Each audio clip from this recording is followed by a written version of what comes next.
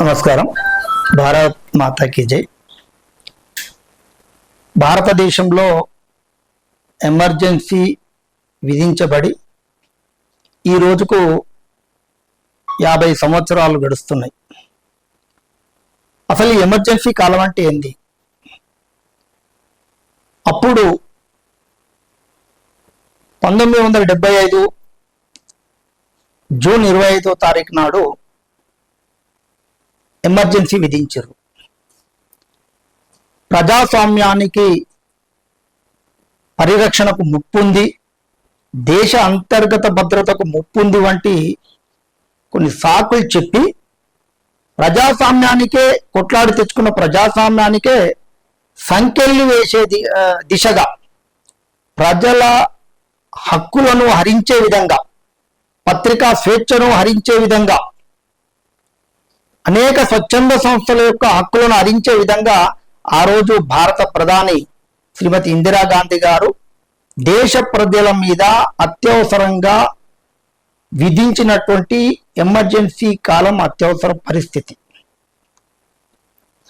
ఈ యొక్క పరిస్థితి ద్వారా భారతదేశంలో ప్రతి ఒక్క ఉద్యమానికి ఒక చరిత్ర ఉంది.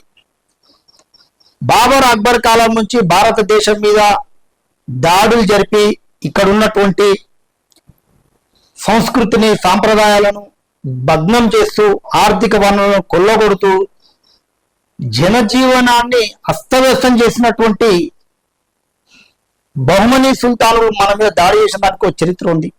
తర్వాత భారతదేశ స్వతంత్రం కోసం పోరాడిన దానికి స్వతంత్ర సంగ్రామ చరిత్ర ఒకటి ఉన్నది. తెలంగాణ ప్రజలు ఇక్కడ ఉన్నటువంటి నిజాం సంస్థానం మీద పోరాటం చేసినటువంటి సాయుధ పోరాటానికి కూడా ఒక చరిత్ర ఉంది. కాశ్మీర్లో కాశ్మీరీ పండితులను ఊతకోత కోసినటువంటి చరిత్ర కూడా, దానికి ఒక చరిత్ర ఉంది. ప్రతి చరిత్ర ఉన్నట్టుగానే ఈ యొక్క ఎమర్జెన్సీ డేకు కూడా ఒక చరిత్ర ఉంది. ఏంటి ఆ చరిత్ర? అప్పుడు ఎమర్జెన్సీ విధించే నాటికి ముందు దేశంలో కాంగ్రెస్ పరిపాలన ఉంది, ఇందిరమ్మ రాజ్యం నడుస్తున్నది. అసలు ఆ రోజు దేశంలో ఉన్నటువంటి ఆర్థిక పరిస్థితులు ఏంటివి, దేశ రాజకీయ పరిస్థితులు ఏంటివి అనేది ఒకసారి మనం తెలుసుకోవాల్సిన సమయం ఆసన్నమైంది. ఆ రోజు ఇందిరాగాంధీ గారు పరిపాలనలో భాగంగా 20 సూత్రాల పథకాన్ని అమలు చేసే దిశగా ప్రజలకు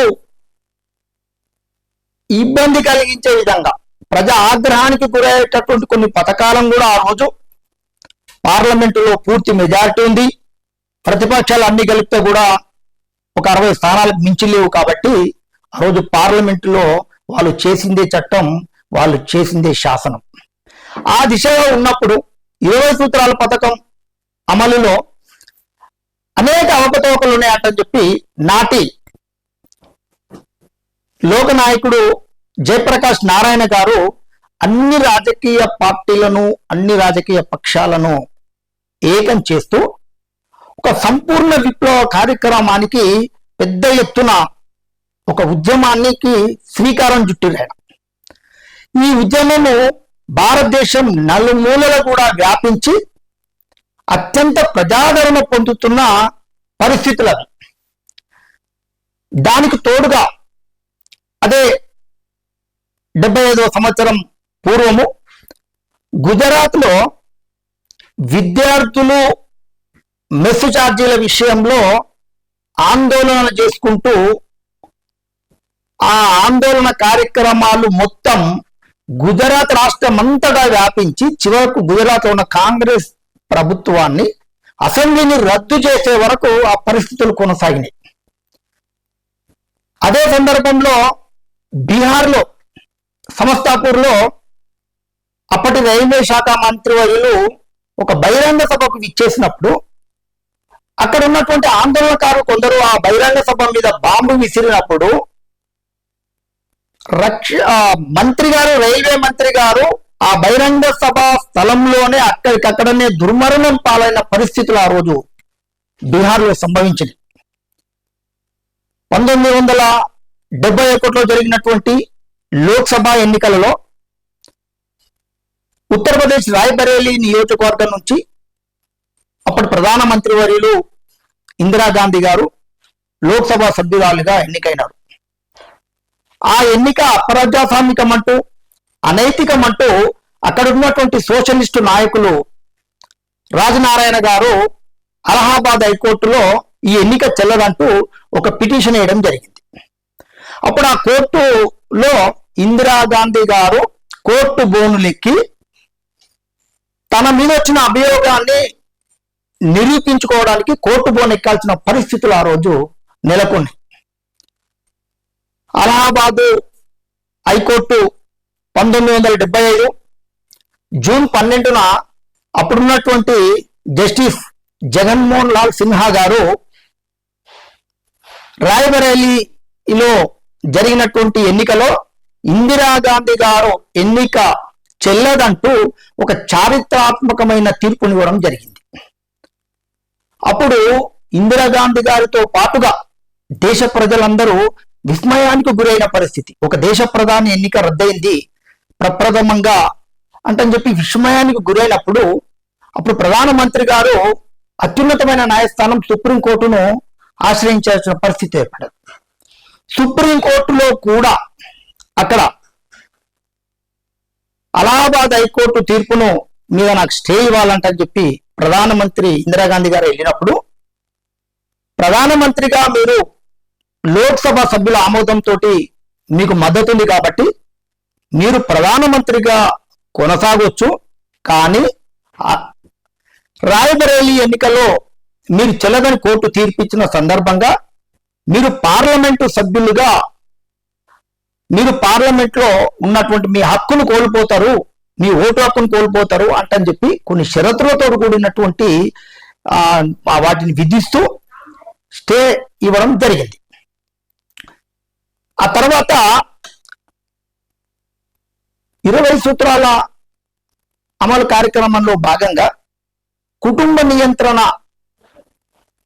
అనే ఒక కార్యక్రమానికి ఆ రోజు దేశంలో ఉన్నటువంటి ముస్లిం ప్రజల జోలికి వెళ్లకుండా కేవలం హిందూ ప్రజలని మాత్రమే కుటుంబ నియంత్రణ చేసుకోవాల్సిందిగా చట్టాలను తీసుకొచ్చి బలవంతం పెట్టి వాళ్ళను బలవంతంగా కుటుంబ నియంత్రణ ఆపరేషన్ చేపిస్తున్న సందర్భంలో అనేక హిందూ సంస్థలు, హిందూ జాగృతి సంస్థలు అన్ని కూడా ఆ రోజు రోడ్లెక్కి ఆందోళన కార్యక్రమం చేశాయి.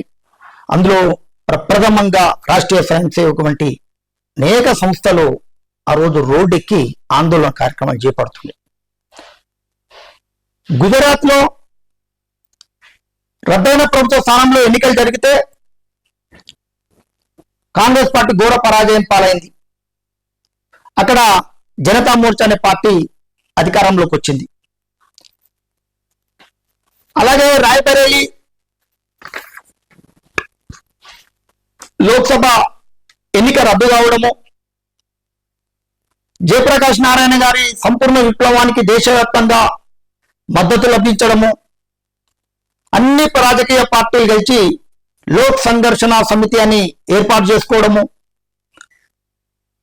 దేశ ప్రజలందరితోటి పార్లమెంటుకు జనతా మార్చ్ నిర్వహించాలని పట్టుబట్టడము, ఈ తదితర పరిస్థితులన్నీ కూడా ఆ రోజు దేశంలో జరుగుతున్నాయి. ఈ వాస్తవ పరిస్థితులను అన్నిటిని కూడా దేశంలో ఉన్నటువంటి కవులు, కళాకారులు, జర్నలిస్టులు, పత్రికా విలేకరులు అందరూ కూడా ఈ వార్తా కథనాలను అన్నిట్లను కూడా దేశ ప్రజలకు కూలంకషంగా వివరించే ప్రయత్నం చేస్తున్నారు. ఇట్లా అన్ని ప్రాంతాల ప్రజలు,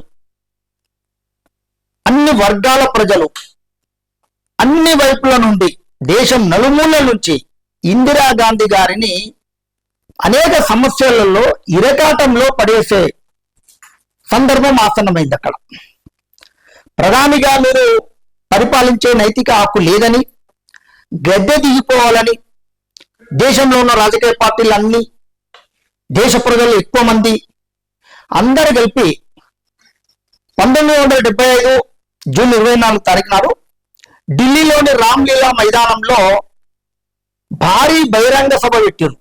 ఈ బహిరంగ సభకు దేశ నలుమూలల నుంచి లక్షలాదిగా ప్రజలు హాజరయ్యారు. అప్పుడు ఇందిరాగాంధీ గారికి ఒకటే మార్గం, రాజీనామా తప్ప వేరే గత్యంతరం లేని పరిస్థితులు ఆ రోజు ఇందిరాగాంధీ గారికి దోహదపడ్డాయి. హుటాహుటిన సంజయ్ గాంధీ గారు, ఇందిరాగాంధీ గారు అంతర్గత భద్రతకు ముప్పు వాటిల్లుతుంది, ప్రజాస్వామ్య మనుగడకు ముప్పు వాటిల్లుతుంది, మీరు ఎంబడే దేశంలో అత్యవసర పరిస్థితిని ప్రకటించాలని అప్పటి రాష్ట్రపతి ఫక్రుద్దీన్ అలీ అహ్మద్ గారికి ఎమర్జెన్సీ ప్రకటన చేయాల్సిందిగా సూచించారు. రాష్ట్రపతి గారు ఆ వెంటనే దాన్ని ప్రకటించి అమలులోకి తెచ్చిండు. దేశం మొత్తం ఆ రోజు చీకటి రోజులు దాపరించింది. లక్షలాది మంది ఆర్తనాదాలు, చావు కేకలు, ఆకలి కేకలు, దేశమంతా కూడా ఆందోళన పరిస్థితులు, అక్రమ అరెస్టులు. 75 జూన్ 26 తారీఖు నాడు మరుసటి రోజు, ఎమర్జెన్సీ విధించిన మరుసటి రోజు ప్రధానమంత్రి మంత్రిమండలిని ఏర్పాటు చేసి ఎమర్జెన్సీని ఆమోదిస్తున్నట్టుగా తీర్మానం చేసి అప్పుడు పత్రికా ప్రకటన చేసిండ్రు. అంటే అప్పటి హోంమంత్రికి కూడా మంత్రిమండలి తోటి సమానంగా ఆ రోజు హోంమంత్రి తెలకుండానే ఎమర్జెన్సీ ప్రకటన విడుదలైంది. అంటే ఇది కాంగ్రెస్ మార్కు రాజకీయం ఆనాటి నుంచి అదే ఆనవాయితీగా కొనసాగుతుంది. సంబంధిత మంత్రులు కూడా తెలియకుండా నిర్ణయాలు తీసుకోవడం. ఎమర్జెన్సీ విధించినటువంటి ఆ రాత్రి నుంచి 2-3 గంటల నుంచే జాతీయ నాయకులైనటువంటి జయప్రకాష్ నారాయణ గారిని, మొరార్జీ దేశాయ్ గారిని, అప్పటి జనసంఘ నేతలు అటల్ బిహారీ వాజ్పేయి గారు, లాల్ కిషన్ అద్వానీ గారు, ప్రొఫెసర్ మధు దండావతి గారు, జార్జ్ ఫెర్నాండస్ గారు, ఇంకా వామపక్ష నాయకులందరినీ కూడా రాత్రికి రాత్రి ఎక్కడ దొరికితే అక్కడ అక్రమంగా అరెస్టులు చేసి నిర్బంధించి జైల్లో పెట్టారు. దేశంలో ఉన్నటువంటి జైళ్ళన్నీ కూడా ఆ రోజు ఆందోళనకారులతోటి కిటకిటలాడే పరిస్థితిని తీసుకొచ్చారు. వాక్ స్వాతంత్రము, పత్రికా స్వాతంత్రము వీటన్నిటికీ భంగం కలిగిస్తూ సెన్సార్షిప్ అనేటటువంటి కొన్ని ఆంక్షలు విధించి పత్రికల గొంతు నొక్కారు. అనేక మంది జర్నలిస్టులను అరెస్టు చేశారు. వారిపైన పన్ను ఎగవేతదారులు వంటి కొన్ని ఆపాదిస్తూ వాళ్ళని జైల్లో వేసిన సందర్భాలు ఉన్నాయి. ఇంకా ఎవరైనా న్యాయస్థానాలను ఆశ్రయించిన పరిస్థితి కూడా లేదు. ఆ రోజు న్యాయస్థానాల మీద కొన్ని ఆంక్షలు విధిస్తూ న్యాయమూర్తులను కూడా అక్రమంగా బదిలీలు చేస్తూ ఎదురు తిరిగినటువంటి ప్రభుత్వ ఉద్యోగులను, ప్రభుత్వ అధికారులందరినీ కూడా బదిలీలు చేస్తూ, ఇంకా వినని వారు ఎవరైనా ఉంటే శాశ్వతంగా ఉద్యోగాల నుంచి కూడా తొలగించిన పరిస్థితులు ఉన్నాయి. ఆ రోజు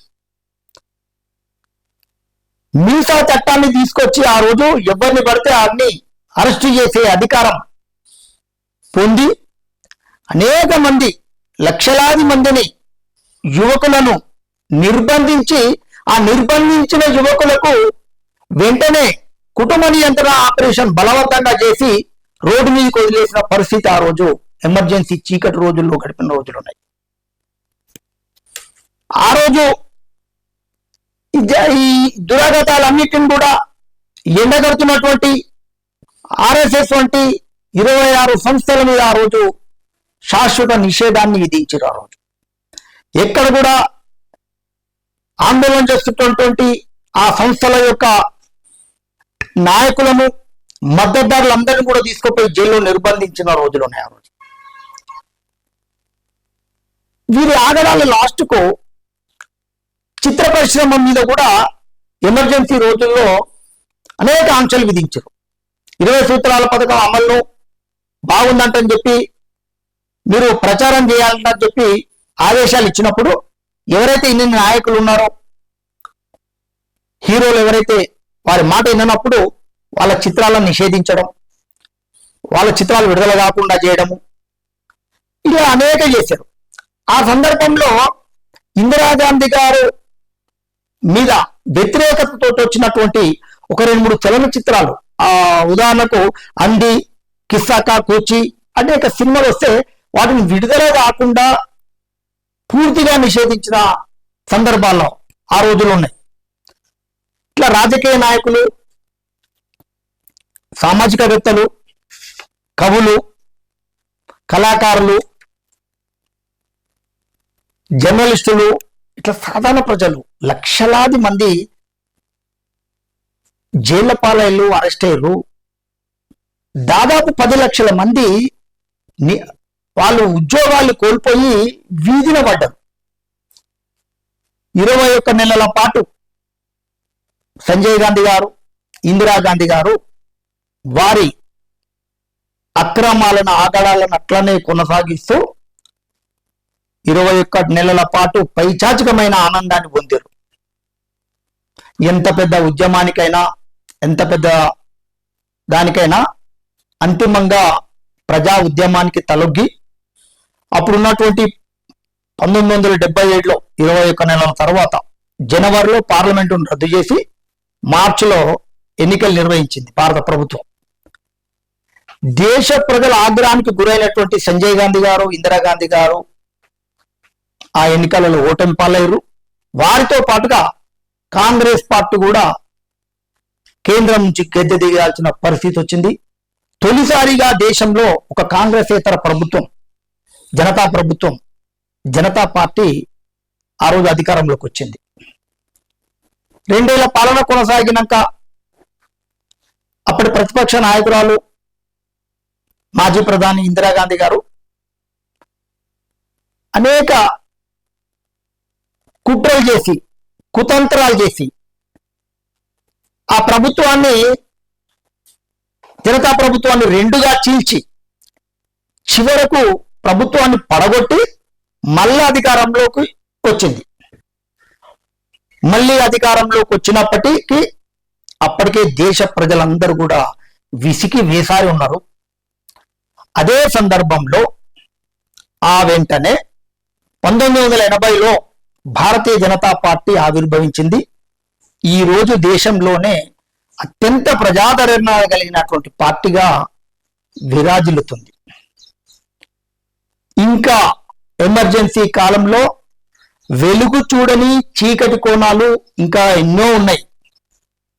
ఈ చీకటి రోజులు, చెదిరిన బ్రతుకులు, మానని గాయాలు, మొత్తంగా ఇందిరాగాంధీ గారు తెచ్చిన ఎమర్జెన్సీ చీకటి రోజులు. ఇది ఇందిరమ్మ రాజ్యం అసలు స్వరూపం. భారత్ మాతాకి జై. ఈ వీడియో మీకు నచ్చితే లైక్ చేయండి, షేర్ చేయండి, మా ఛానల్ని సబ్స్క్రైబ్ చేయండి.